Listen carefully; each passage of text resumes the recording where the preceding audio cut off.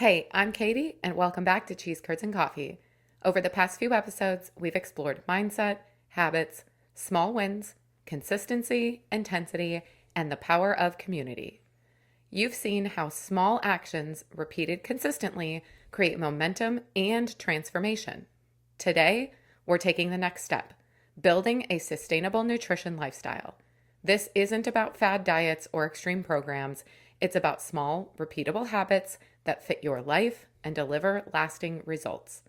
We'll also give you a sneak peek at the next episodes, which will guide you through our Nutrition Edition course, helping you turn daily choices into habits that stick.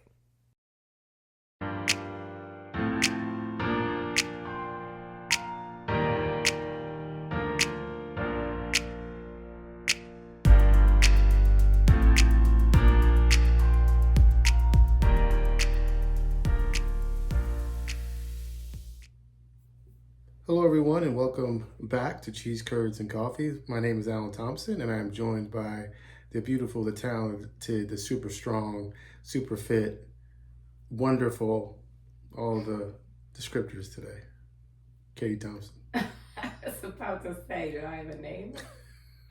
Hello. We are so excited to be back. We missed a week. We did. That's my fault. I was very sick. I don't know if it's your fault for being sick. Well, we couldn't record a podcast with the two of us because I couldn't speak for more than a few words at a time without hacking up my lungs. But we're feeling better, healthy on a scale of 1 to 10 today. Oh, I'm an 11. Let's go. So some super exciting news that we're going to talk about over the course of this episode. I think you teased it a little bit in the intro. Why don't we just go ahead and jump into it? So we are launching a nutrition course and a fitness community to go along with that. So folks online can participate in the things that we do every day inside the walls of Mousetrap Fitness. Yeah. Insert round of applause. Yay! Woo! I guess the question is why? Why do it? Why throw another course out into the universe of courses that are already out there? First, I love what we do, and I wanted to help other people to learn from and be able to do the things that we do. And we love helping people. So the opportunity to provide for and give resources and ability for people to participate in the things that we know to be true and that we have seen success in just helps us spread that, net farther than just within the Orlando market or greater Central Florida, depending on how far you want to drive to come into our doors over here by Disney. Yes. But, building upon that, it's different than some of the other things that are available to you, because while you will get some introduction and basic knowledge of the components that you must understand to eat healthy and know what eating healthy means for your body, and for us, we're athletic, we work out, how do we fuel properly to sustain our active lifestyle. It's less about restriction and more about building healthy habits that is sustainable. And it's truly a lifestyle. A lifestyle. I know, and it sounds crazy to say this, but I know you get asked all the time, like, how did you lose the weight? How did you keep it off? I know we've touched on your 2 transformations that you've gone through, and now you have, kept the weight off, and you're doing setting all these new personal records in the gym, and you're lifting heavier and heavier weights. It's really counterintuitive because we're getting older, but we're getting fitter and stronger, which is not typical, I guess, counterintuitive. So I'm excited to talk about all those things. But specifically, I wanted to start with sort of your journey, your story. I think it's so inspiring, to be honest with you. How many diets, quote unquote diets, had you tried before jumping into the sort of healthy lifestyle? Oh my gosh. A lot. A lot. Do you A remember lot. which ones? The very first exposure that I had, oh my gosh, I have to go find this book. It's in the house somewhere.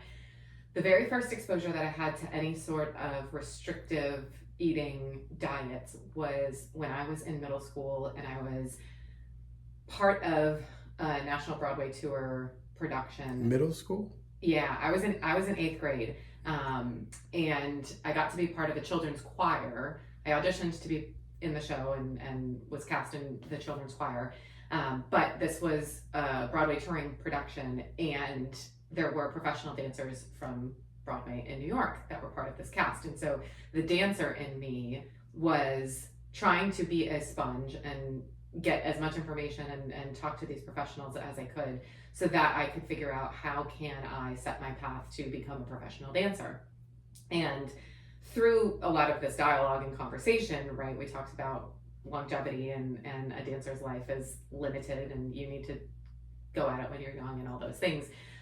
But diet and nutrition was part of this. And so there's a book called The Dancer's Body that my mom bought for me and I started reading. And there are meal plans or recommendations inside this book. Knowing what I know now about fueling my body appropriately and how to be a strong woman for myself today, but how do I build myself to be a strong woman for my future? This book is so counter to everything that you should ever do. So as an eighth grader and even pre-eighth grade, right, if you think about what my body type looks like, and you guys have seen pictures if you follow us on Instagram, I don't have a prima ballerina shape.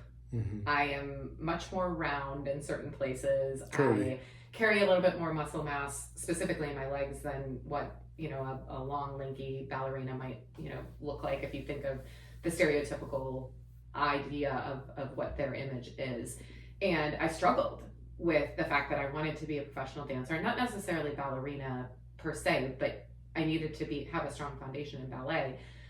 So very early on, like, it bothered me that I had big thighs, and my mom, bless her, would refer to my thighs as thunder thighs. So young Katie was definitely exposed to body image issues.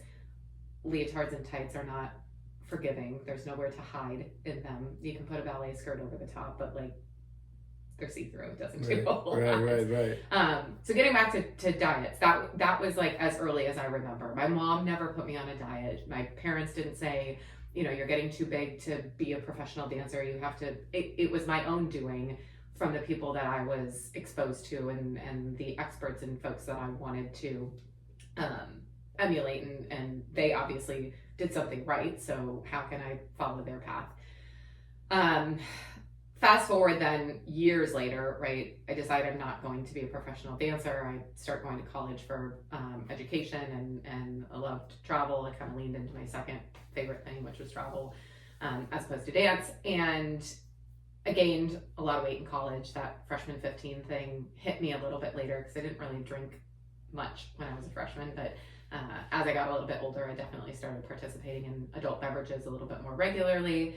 And then by the time I graduated from college, I was like, oh man, something's not looking the way I want it to. And Weight Watchers was a thing. And I had a roommate when I moved to Boston just after I graduated from college who was familiar with Weight Watchers, had done Weight Watchers with her mom. And because we were living in the same house, I was watching her have success. So I started doing Weight Watchers and I had some success, right? If you know anything about Weight Watchers, you're like restricting a whole bunch of things and you're eating based on a point system. And it was okay for a period of time. And then I was hungry or I fell off the wagon because I didn't want to continue to eat whatever I could have on my Weight Watchers journey. I was working for a spring break company in my early 20s and spent a lot of time surrounded by beautiful people in bathing suits and bikinis, and sex sells shocking, right? So like if you look good, you're gonna attract more people to want to go on these spring break trips. And before spring break season, nearly the entire cohort of us that were involved in this company would go through the isogenics cleanse. It's one of those multi-level marketing companies. You're just checking all the boxes. I'm telling you, I have so many. So, right, I'm going to detox before I then like completely put toxins into my body for months on end in a spring break environment. But it was, either the quick, I don't know, I think it was like a 5-day option or a 10-day option, 11-day option, and then like a 30-day option, right? So I started with the little one, and then the next year I did the longer one, and by the end, of year 3, I'm like 30-day cleanse before I go to Mexico. Wow. Like, yeah. So I would lose a ton of weight. Yeah, right. But it was like water weight because I was literally cleansing. There were days where I would have 2 protein shakes. Yeah. Protein shakes as a meal replacement shake, and then 1 meal. Well, of course you're going to lose weight. You're starving yourself. Sure. And then there were days during the cleanse where you only drink this horrific aloe vera juice blend something or other. It was disgusting. You didn't like it. But I continued to do it because all my friends were doing it. Yeah. And it was the thing to do before you go work on spring break and wear your bathing suit every day and have your photos taken for all of the marketing materials and fill in the blank on all of that. So the last one that's like a, I don't know, known diet, or at least it wasn't in my circle of influence, was the Fit Girls Guide. And that was an ebook that I got off of, I don't know, an Instagram ad or a Facebook ad. And it was a full, like 30-day meal plan. It gave you your grocery shopping list. It also had a little tiny bit of workouts that were, put in that you could do to support. And some of the meals I really liked, some of them were awful. And I did that for a couple of weeks. A couple of the girls that I worked with, this was now I lived in Florida. A couple of the girls I work with also were doing it with me. One of them printed out and bound all of the ebooks for us. And, we were going to go it together. And I think it lasted as much as I could get through like one cycle of the meal plan. And then I was like, great, now I'm hungry again. What should I eat? And the food wasn't spectacular, so I love to enjoy food for culture, for celebration, for the mix of flavors, and if I'm not enjoying what I'm eating, I'm gonna struggle and it's not gonna last. Yeah. I think our experiences with food is so different, and it might be a sort of microcosm of women versus men's experience with food.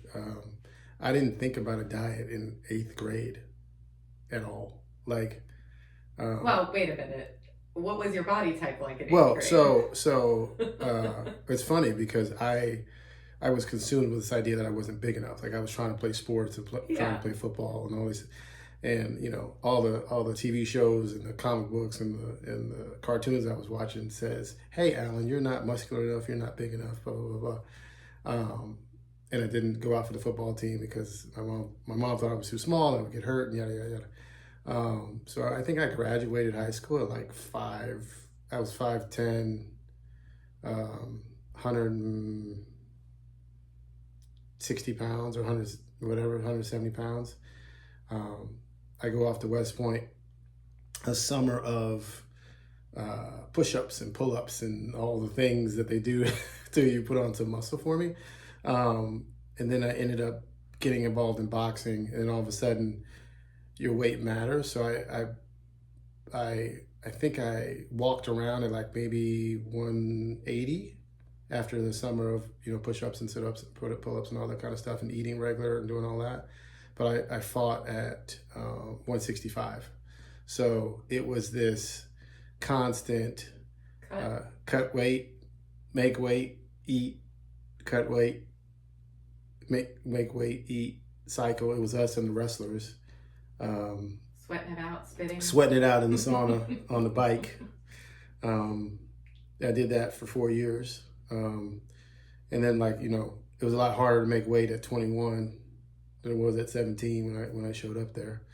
And then when I got into the military, it was all about putting on more muscle, more weight for the rigors of what we had to do, the work we were trying to do, and that kind of thing. And so it was never thought in my mind like how hard it is to eat healthy, because I was surrounded by it. I was in an environment where I was constantly working out and that sort of thing. It wasn't until I got out that I really started got out of the military, is when I started wrestling with putting on unwanted weight, putting on fat, and that sort of thing. And so I wasn't shopping around for a specific. I guess I was. I mean, I was more of the, do I want to be pescatarian? Am I supposed to do paleo? Is Atkins the right thing to do? They're all in various forms, like calorie restrictions, maybe overemphasis on one particular macronutrient, and you lose a bunch of weight at the beginning. It's difficult to sustain, and then I would fall off the wagon, sort of thing. So, plus it was just like, it wasn't foods I liked to eat. In your environment as a child and growing up, was there a lot of diet culture? No. That you were exposed to? Not at all. Because I even remember diet culture, like my best friend when I was a little kid. Yeah. I would go over to their house and her mom was doing Slim Fast shakes. Yeah. And I was like, I wanted to have one because they were chocolate, and I'm like, cool, let's have a chocolate shake, right? Yeah. But I didn't understand the whole idea of like, oh, she's having that as a meal replacement. No, 100%. And this is because she's trying to lose weight. Or when you mentioned Atkins, I feel like my mom will probably be listening to this, and so she can help tell me if I'm remembering correctly or not. But I feel like there was a period of time where my mom was doing the Atkins diet too. Sure. And I vaguely remember her eating like pork chops and green beans for breakfast. And I thought, as a child, like, what is this? No, I mean, it was never, I was aware of these things. Like maybe my mom or an aunt was talking about it or something. But for my brother, my sister, and I, especially for my brother and I, it was about getting bigger, faster, stronger, as quick as we could. So it was never, I would say, diet culture. It was about athletics, and we weren't even like, come high school, we weren't even on the any varsity teams. We were just, that's growing up as kids. You want to be bigger, faster, stronger for the sports that you're playing. But yeah, it's really interesting, the like complete opposite upbringings, but we still end up in the same place. I was overweight, pre-diabetic, had tried a bunch of different types of diet programs that didn't really work for me. It sounds like the same thing for you. Oh yeah. Yeah. But anything that's going to be restrictive for me is not going to work. I hear you. So why do you think most diets, or at least all the diets that you were doing, failed? They're finite. Like, explain. There's a point where it comes to an end. Yeah. Like, I've set this weight goal, mm-hmm. right? If I'm thinking Weight Watchers, like I've hit the goal that I have signed up and I'm paying to participate in this program, and I'm, going to their location to do weigh-ins, or I think there was a moment where I had it as well where I didn't have to go to a location. I could do it through an app or whatever. But nevertheless, like, once you hit your goal, like, I hit it, now I'm done. Yeah. Or even if I think about the way in which a lot of nutrition challenges are executed, right? Like, I want to do this thing before the summer because I've got to get my summer body ready, or my beach body ready. I'm going to have my hot girl summer. So 2 months before hot girl summer starts, I'm going to do this crash diet, fill in the blank on whatever version of it you want. I'm going to go keto. I'm going to do Atkins. I'm going to do Whole30, like whatever. And then hot girl summer starts, I don't know, June 1, when I start going to the beach for the first time, or whatever that is. All of a sudden it's like, okay, I made it. Now I can go back to normal. Yeah. And you just fall victim to this yo-yo effect. And what happens with so many people, and what a lot of folks don't recognize, is the way in which you are changing your metabolism, or you're changing the way that your body's responding to food. Especially as you age. You will put it on faster, and you will put it on in addition to where you used to be if you do fall back to those old habits after having done something that's super restrictive. Sure. So it's no wonder when people talk about the yo-yo effect that, like, man, if I could go back to the me from 20 years ago when I thought I was, fat, I would rather be that fat than I am today. Like, it's because we've yo-yoed, we've gone restrictive, we've hit the milestone, and then we think that we can just let it ride. And by doing that, we actually add more. So this is an opportunity for us to be real and raw and talk about, we have run challenges inside of Mousetrap. And so, we have been taking part in this. And, Katie and I are having a conversation. We're running a business. We want to increase profits, increase revenue like everyone else. And we say, hey, maybe we should run a weight loss challenge. And I feel like we had a real conversation about, should we do that? And I guess the answer was, we should do something different. We've done them. Yes. And we've watched our members, and even for a little bit ourselves, hit the finish line and quote unquote go back to normal. Yeah.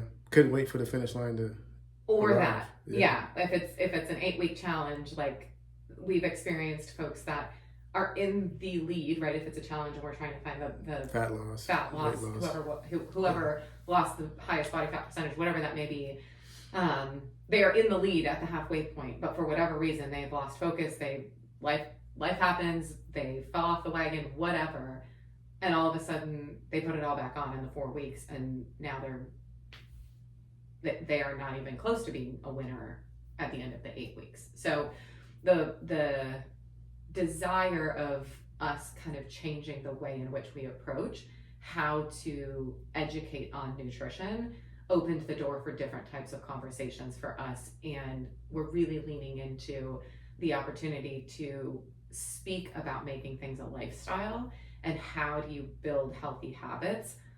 Of course, we're going to have some discussion about the foundation of macronutrients or micronutrients, right? But like, we're not going to go into super deep science behind all these things, and you're not going to learn what the mitochondria does inside your cells. Like, we're not scientists. But what we are is real life people who have experienced ebbs and flows in our own fitness journeys. And when we sit down and think about making changes to get us towards our future goals, to get us to be the healthiest, best future self, the happiest versions of ourselves, to be able to have the longevity to live the life that we want, to do the things that we want, to be in the relationships that we want, it needs to be a mindset shift as this is my new life, and not this is my diet for an 8-week challenge. That's not to say that individualized one-on-one coaching or anything like that is bad, or it's not. Sometimes that's exactly what someone needs in that moment. But for us, we really want to take a different approach and help bring where we have found the most success to our community, but also to anybody from anywhere. Yeah. I know we've taken part in the challenges with the gym, and again, and I don't know if there's anybody else was feeling this, but I couldn't wait for the 8 weeks to be over so I can go back to eating quote unquote normal. And I think things really locked in for me after our last challenge. When we just started, it started when you bought me my Whoop. And this is not an advertisement for Whoop or anything, but it really sort of clicked in my mind that this is a way. I now have a tool that can help me turn this into a lifestyle, and not go from challenge to challenge, or wait for um, me to not like what was in the mirror, not like what I was seeing in the mirror, to take action. And I've never been healthier, stronger, better conditioned. And I get asked sometimes, not all the time, I get asked sometimes, well, Alan, how do you have that, keep that low body fat, and how do you maintain that? And it has become a lifestyle. I'm not on any diet. Like I don't, we just eat healthy, and we eat to meet our goals, and we eat to perform in the gym, and that's it. I mean, that's the secret sauce. And so to be able to answer that question with some, thoroughness, with some understanding of the things that it takes to turn this into a lifestyle. I think that's one of the reasons why I was excited about the pivot that we made from, hey, let's stop focusing on challenges and let's actually write this down and tell people and talk about all the things that are required to make this move from a hey, once in a blue moon thing to this is just how we live our life type thing. So I'm excited about that. I'm really excited about that. Me too. Yeah. I mean, when you think about the amount of, you just laid out that you've been surrounded by the diet culture since you were in the 8th grade. When you think about your relationship with food, how do you think you were impacted by being exposed to that at such a young age? I look at a lot of foods, or I used to look at a lot of foods as this is good and this is bad. And none of them are good nor bad. It truly depends on what you're trying to accomplish. What is the goal? And there are so many things in my family that are celebrated with food. When we gather as a family, and this is like extended family, cousins, aunts and uncles, grandparents, like you bring the crew together, right? You can have the most comfortable living room furniture, and people will be sitting on wooden bar stools and or standing in uncomfortable shoes in the kitchen around the countertops, an island or dining room table, wherever there is food present. And so the conversation and the camaraderie happens around food. Every time that I was involved in sports as a kid, and you scored your first goal in soccer, or you got your first hit in t-ball, or whatever the thing was, as a dancer, finished the dance recital, it's let's go out for ice cream to celebrate. Now, my dance studio happened to be right next door to a local ice cream and sub shop, so it was really convenient for us when we had dance related things to leave the dance studio and literally walk across the parking lot and go get delicious ice cream, which as a child, I'm not thinking like, as I'm eating this ice cream, my thunder thighs are getting even bigger. But as an adolescent and as a teenage girl that's, very body conscious and self-conscious about the fact that I had huge boobs as a young teenage girl, and hardly any of the other kids in my class were developed or looked like me, right? Going in and eating ice cream is not helping contribute to the body type that I'm interested in having. But it didn't stop me from doing that, right? Because I love ice cream. So I look at food as a means to celebrate. I look as a means to bring people together. I enjoy cooking. I grew up in a family that loves to cook and to prepare like large meals for people. It's a way of showing our love and that sense of community. So food is really important to me culturally, socially, emotionally, which is very different, I think, from at least some of the things that you've expressed to me on food. We had a pretty big argument one day Yes. about food. And I remember you said to me, I eat food to survive, you eat food for enjoyment, meaning I, Alan, Yeah. eat food to survive, and you, Katie, eat food for enjoyment. And like, because these were two opposing themes, we were struggling a little bit early in our relationship with things as simple as dinner. Yes. Yes, I remember that. Well, I mean, I think it's important, you know, it's important to realize that you can get to a healthy lifestyle, a healthy eating, or a healthy relationship with food, and our specifics don't have to be the same, Mm-hmm. right? Like, you can sit down and, like, if we pulled up um, a list of all the foods that you have in, what's that app called? MyFitnessPal. MyFitnessPal. If we put a list of all the foods that are in MyFitnessPal for you, and my list of foods in MyFitnessPal for me, they are two very different lists, and we live in the same house, and we eat together quite often, but they're two very different lists. Yours has an assortment of cheeses. I was gonna say I have a plethora of dairy products. But you won't find any cheeses in MyFitnessPal. I mean, I think you might find an American Craft single for a bagel sandwich. Not because I fed it to you. It's not real cheese, all of you Cheese Curds and Coffee fans. Yeah. But my healthy diet includes my burrito bowl from Chipotle and my favorite chicken sandwich and French fries and chopped salad from Portillo's. And my favorite meal from Panda, as an example. So, but yours are different, and you have different things and different things that you enjoy eating, and yet we find ourselves in the same place, healthy, happy, fueling our goals, and happy with what we see in the mirror. And I think that's the really powerful part about moving from like, hey, I'm going to do this particular diet that overemphasizes this, carbs or fats or proteins or whatever the case.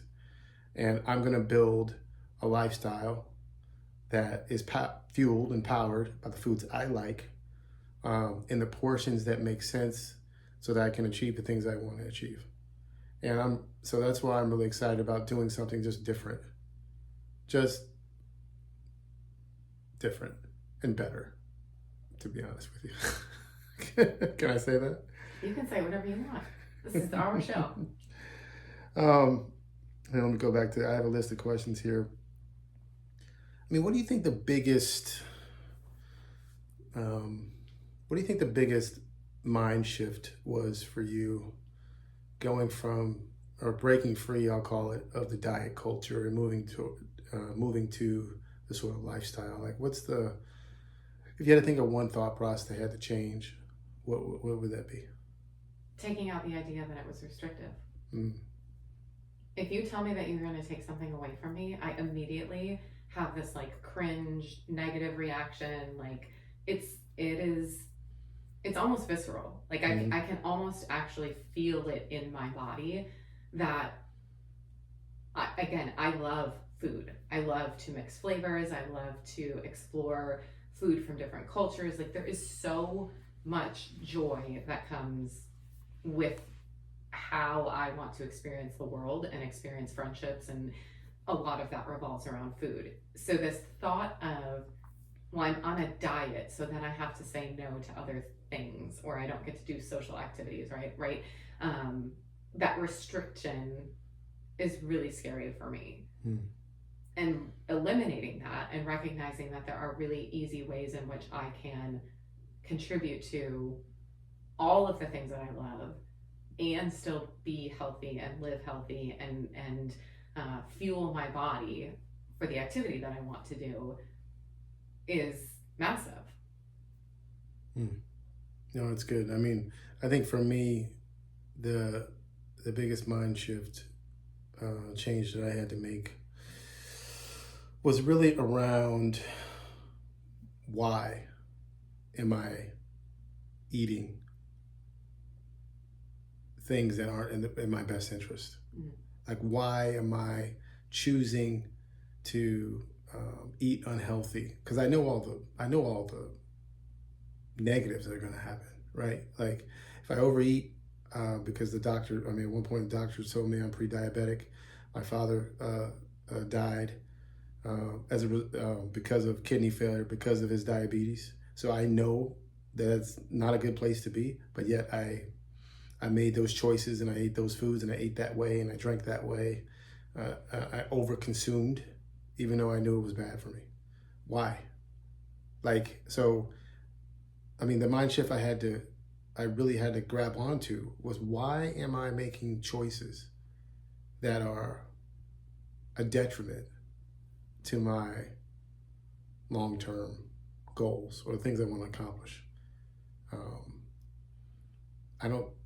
I never sat down and said to myself, you know what, I'm going to eat this way so I can be overweight, or I'm going to eat this way so I can be pre-diabetic, or I'm going to eat this way so my clothes don't fit the way I want them to, and all the things. But yet there I was. I had made those choices. And you mentioned we use food to celebrate, and to start asking the question, why? Why? Like, what are we celebrating? We celebrate the end of a hard week. I use Chinese food as that's my celebration. Hey, congratulations, you finished 5 days of work. You're gonna go. You're gonna go. Now you get your orange chicken. Yes. But it's celebrate. We went from birthday days to birthday months. We went football season. We got to celebrate every time there's a game on. So we got to eat. Well, it used to be only Sundays, and now there's games on Thursdays, and then there's games on Mondays, and sometimes there's games on Saturdays. So, why? Again, why? Why do we celebrate with food? Can we celebrate with something else? Why are we making these decisions based on short-term, immediate fixes and not long-term goals and objectives that we want? And for me, asking that question, and it took me getting to a pretty bad place to start asking that question, but to start asking that question was the biggest mind shift. Why can't I do the things that I want to do and achieve the things I want to achieve? Why am I making these decisions that are counter to that? Which we cover. Yeah, I was just about to say, teaser for this course that we've got that's coming. It goes deep. And if you want to actually have the success, you have to take the time to get deep with it. You've got to put in the hard work. This is just like they say, there are no quick fixes, right? Whether you believe in GLP-1s or you don't believe in GLP-1s, it's not a quick fix. This course is not a quick fix. It's a go at your own pace. There's 10 lessons. Could you sit down and do all 10 in one day? You could listen to them in a day, but you will not get the value of it because you've not given yourself the time to reflect on exactly the things like Alan's talking about, the stuff that, I go through of, this is how I want to celebrate. Well, how can I do that? Just do it differently. Mm. We're not taking anything away. We're adding to. We're adding to our future self. We're adding to the goals that we want to accomplish. We're adding to, hopefully, years of life in a fulfilling way. Yeah. When you say hard work, and I'm glad you should put a disclaimer on this thing, it's not for the faint of heart. But when you say hard work, it's a lot of internal work. Mm-hmm. And forcing yourself to ask yourself tough questions and then come up with the answers. As an example, I use a Chinese food example. So when I was a kid, my brother, sister, and myself raised by a single mom. And her deal was, we would walk home from school, and she would tell us hey, you clean the house, scrub the toilets, clean the bathrooms, mop the floors, dust, do all the things, vacuum. And if you do a really good job, I'll bring you Chinese food home. And just the, run to the corner spot, pork fried rice, egg rolls, like whatever. And it became like our Friday thing. And now that I think about it, when I was on the boxing team at West Point, it was make weight, have the fight. Go get your Chinese The next food. day, it was an order of General Tso's chicken with 2 egg rolls, which would spike my weight, and yeah, it was Go like through the whole process yeah, the next whole week. thing. But I carried that on into my adult life, so much so that Katie was probably wondering why we're eating Chinese food every Friday. We used to stand at the Panda Express in the Oh my garden gosh. for hours. It was on not Friday night. hours, but it was a long time. It was a long time. It The was. line was out the door. It was. It And I was hate a lines. long It was crazy. line. So, Every Friday. yeah, so it turns out that it's not the food, right? Like I just wanted that sense of accomplishment, that sense of celebration.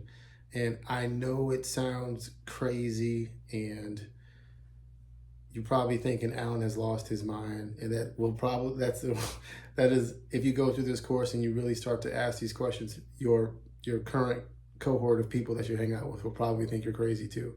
But I've changed the thing I use to celebrate from Chinese food to a workout at the gym. I know it sounds crazy, but it's possible. Like, so instead, like during the week, I have to sort of quasi rush through my workouts because I've been I get up at super early in the morning, I work all day, I go into the gym in the afternoon, I got to get through some things. But on Friday afternoons, there's no rush. I can take my time, I can do my foam rolling and my stretching, I can take care of some things from a stretching and foam roll standpoint that I had neglected all week. And it's just a sort of like, I say lazy, but it's just a lazy, chill, no rush. The weekend's here. And I have celebrated Friday nights at happy hour, at Chinese place, happy hour and Chinese. Like I've done it all. But now during this phase of my life, it's Friday nights. It's a slow, easy, just moving the body and working the knots out Friday night, and I spend an hour and a half just moving and feeling good. And so those are the types of things that we'll be talking about in this course that we ourselves have gone through. This idea that we can question why we do the things that we do, and can we change them? And the answer, of course, is yes, you can change them. So good. So good. You missed those long Friday nights at the. No, I do not. I know we've talked about this in previous episodes, about the sort of the power of a single habit that can have ripple effects throughout multiple things in your life. Can you talk about, or areas or phases in your life? Can you talk about sort of the power of that one small habit that we changed, food prep, and how it impacted us, and how it kind of, I don't even know, fast forwarded us to this lifestyle that we're living now? Yeah, if you kind of reference back even a little bit earlier in this conversation today, there was a pretty heated conversation, discussion, argument. Alan, no, we're not going to go into the specifics of it, but Alan and I were challenged because I lived a life of go to the grocery store every day, make whatever I'm going to have for dinner, or go get takeout, or have Uber Eats, DoorDash, fill in the blank on whatever delivery service, bring your food to your house. And we were struggling early in our relationship where we wanted to spend more time together. His normal routine was to go to the gym after work. And by the time he would get done with the gym, he wants to come home, eat quick, decompress, get himself settled down, and then go to bed decently early because he's going to get up early, go to the gym in the morning, and start his work day. My schedule was very different. I was very much used to being out for like a networking event after regular 9 to 5 work day, some type of happy hour, either with coworkers or friends from the industry I was working in. And then late dinners, my settling in for the night started maybe around 9 o'clock at night. And then I would be in bed maybe 11:30, 12 o'clock. And my mornings wasn't into the office until about 9. He wanted to be home from the gym, quick food. And I was waiting for him to get home from the gym and then asking the question, what are we going to have for dinner? And he was like, I'm over it. I never want to have this question asked ever again. We just need to food prep. We need to plan our meals, and I will know what I'm going to have to eat. I can align that with my fitness goals, and I can also eat when I'm done with the gym and settle in to get to an early bed.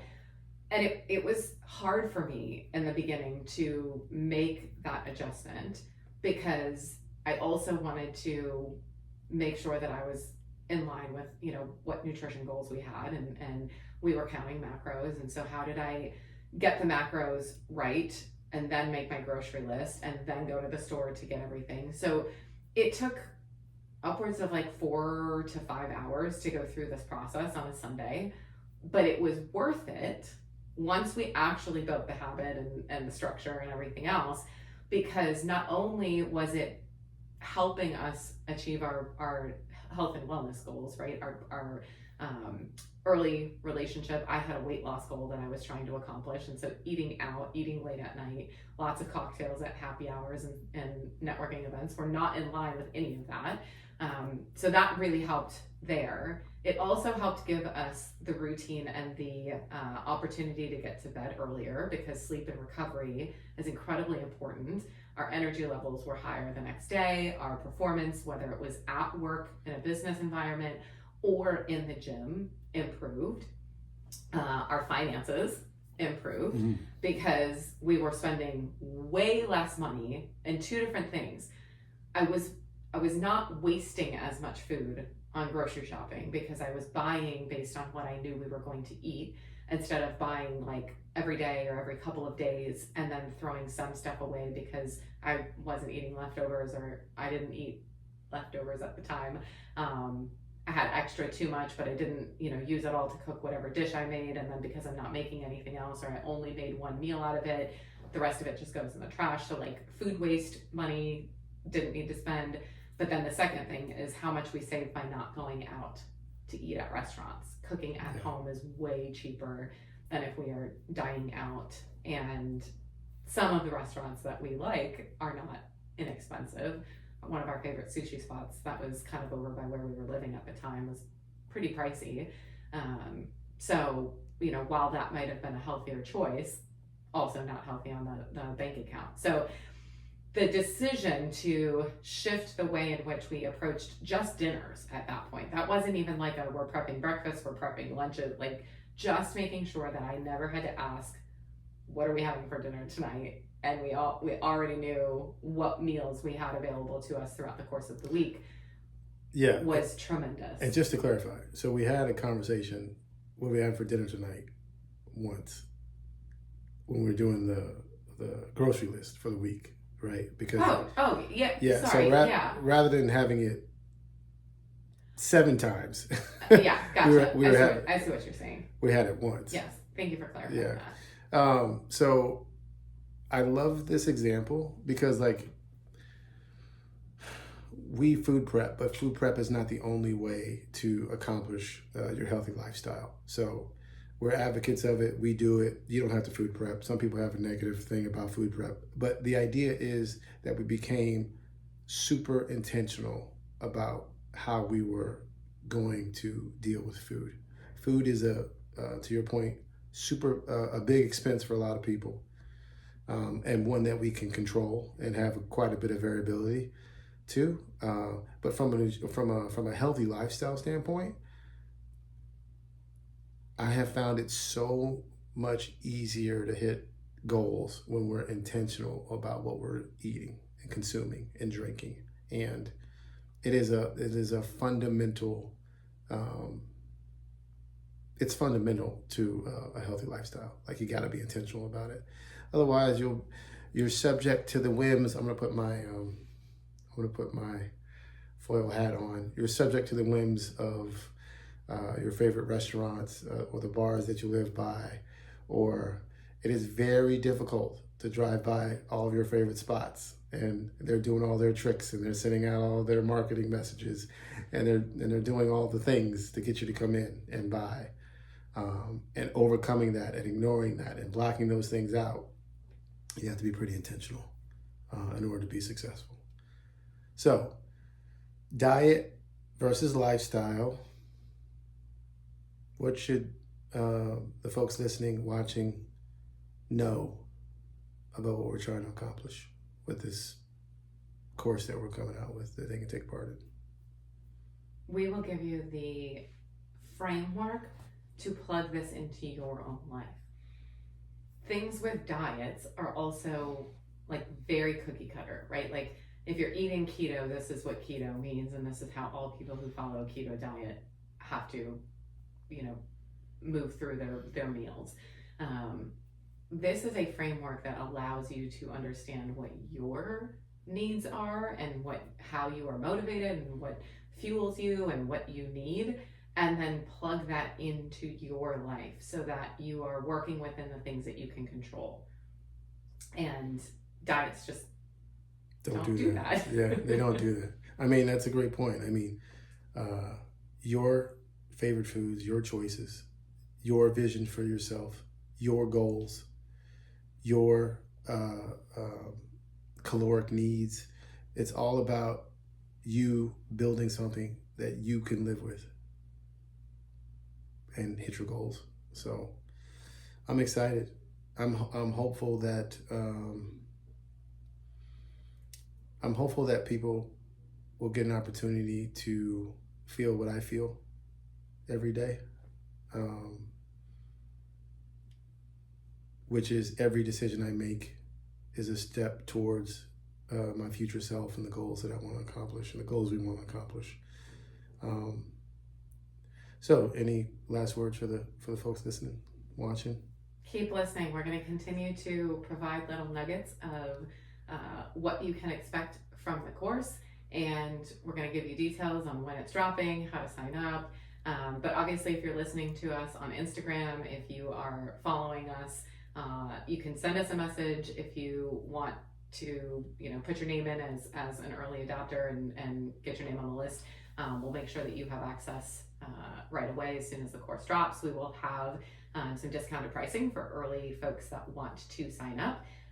But yeah, really, really excited about what's coming, excited about continuing to share the things that we have found work really well for us and learn from things that we've tried that haven't worked well. And that's what we have tried ourselves and what we've helped coach and try to get other folks, to do as well. We've worked with a lot of people, and, we think that this approach is wildly different than what you've seen elsewhere. November 3rd. November 3rd, of course, will be live, and we're excited for you all to try it and see it and experience the same success that we have. So thanks for watching. Where can people find us? Instagram at Cheese Curds and Coffee. Our YouTube is about to be published. Every week we talk about it. It's coming. I made 2 thumbnails already, and we're really excited. By the time this is posted, YouTube, will also be on YouTube. Cheese Curds and Coffee. Come find it. Oh no, it's under Mousetrap Fitness. Yes. This one's under Mousetrap Fitness. Go to Mousetrap Fitness on YouTube. And thanks for joining us, and we'll see you next time. All right.